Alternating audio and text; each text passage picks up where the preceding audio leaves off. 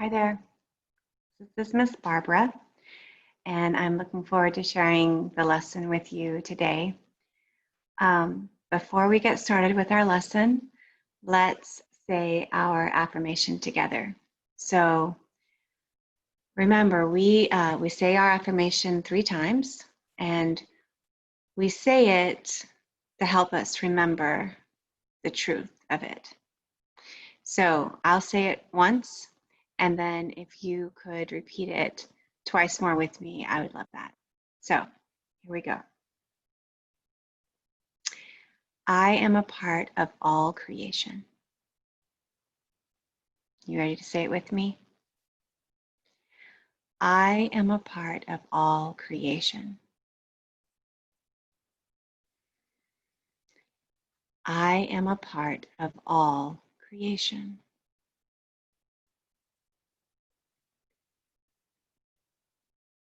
I wonder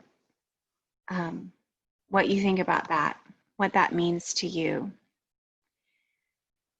To me, it's an opportunity to remember how much I have in common with those around me, with other people, with nature. We can get into the habit of thinking about our differences more than we recognize and focus on what we have in common with one another. And so it's just something to be aware of. And I think the story today is a great opportunity to remember. Well, actually, it's about someone who, from a very young age, recognized our interconnectedness. So I'm excited to share it with you. The story is called One Life Touches Another, and it's a story about someone named Rachel Carson. Rachel Carson loved the sea from the time she was a little girl. She was born in Pennsylvania, far from the ocean waves, but she could imagine the smell of salty air, the sound of surf, and the feel of wet sand between her toes. The sea was far away, but Rachel could feel that it was connected to the woods and streams she played in near her home. All the natural world was connected and full of life. Life in all its wondrous forms drew Rachel outdoors every day. She and her mother watched the birds together and shared a reverence for all living creatures. Rachel's mother would gently capture insects that came into the house and take them back to their homes outside. When Rachel and her mother discovered baby robins whose nest had been destroyed, they kept the birds on the screened porch until they could fly safely away. Rachel also loved to write. She was only 10 years old when she had a story published in a children's magazine. What a thrill it was to see her story in print and know that other children were reading it. Studying the natural world and writing were going to be 2 things Rachel did throughout her life. Rachel finally experienced the ocean after she graduated from college.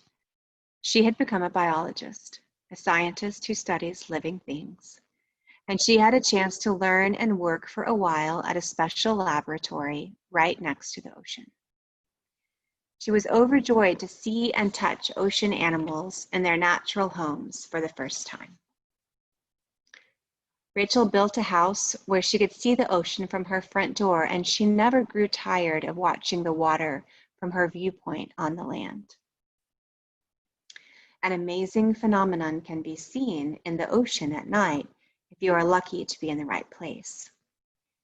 Tiny sea creatures that glow in the dark are visible as thousands of little flashing lights just below the surface of the water.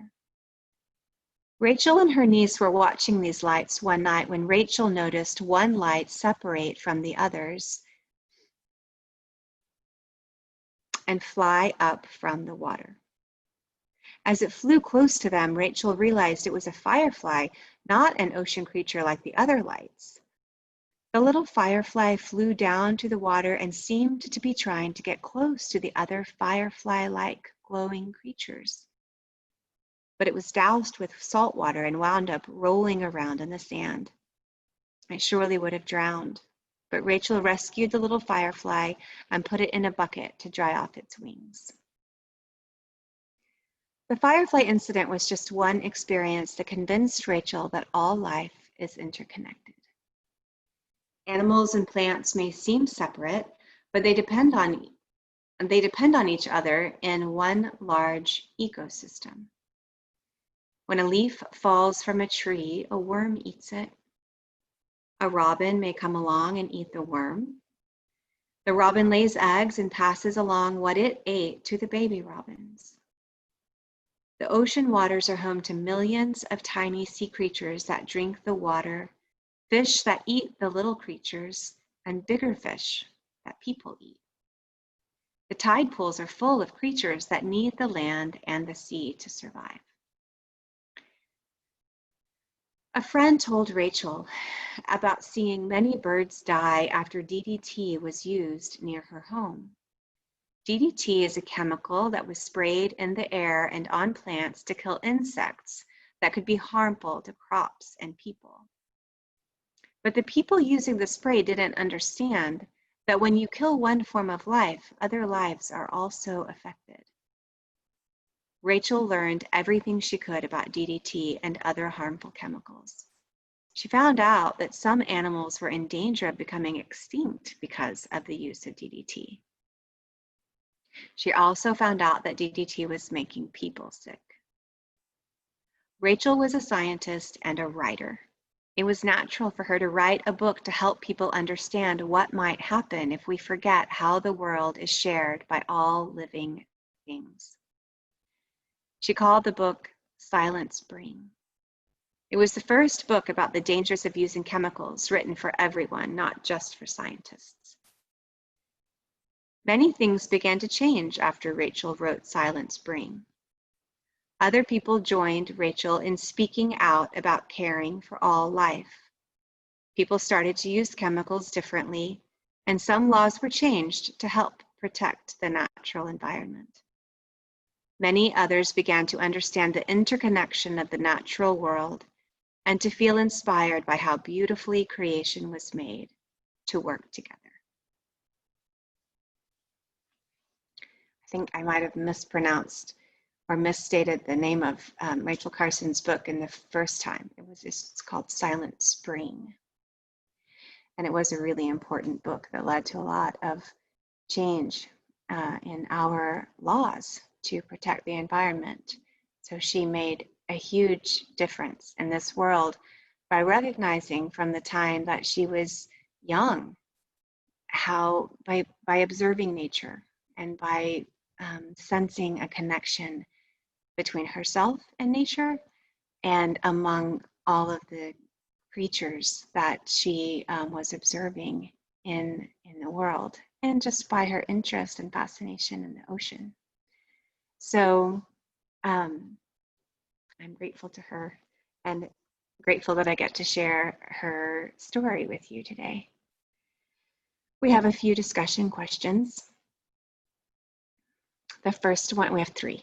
The first one is, what do you think is special about the ocean? I read this story to my own kiddos tonight and really enjoyed hearing their answers to these questions. And I am missing the opportunity to hear your answers, but I hope that you'll, just take a second to think about what it would be like to be in our Sunday school classroom right now and to be sitting on the rug in our circle and discussing that story. And if one of the teachers were to say to you, what do you think is special about the ocean? What would you have to say? What would you have to share about that question with your classmates and your teachers? Because it is always really interesting to hear what you have to say. So give it some real thought. One of the things I'll say, one of my kiddos said, what's really special about the ocean is that we have so much left to study about it. We don't know. We know more about space, they've heard, than we know more about the ocean. So I've heard that same thing. I don't know if that's true or not, but if it is, it's really remarkable, right? That there's so much that we have yet to learn about the ocean, and all the creatures living there and the ecosystem. The second question is, have you ever felt connected to other living things like Rachel did?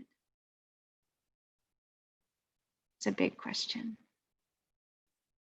Have you ever felt connected? Do you ever feel connected to other living things in a similar way to the story we just read? I know that for myself, being in nature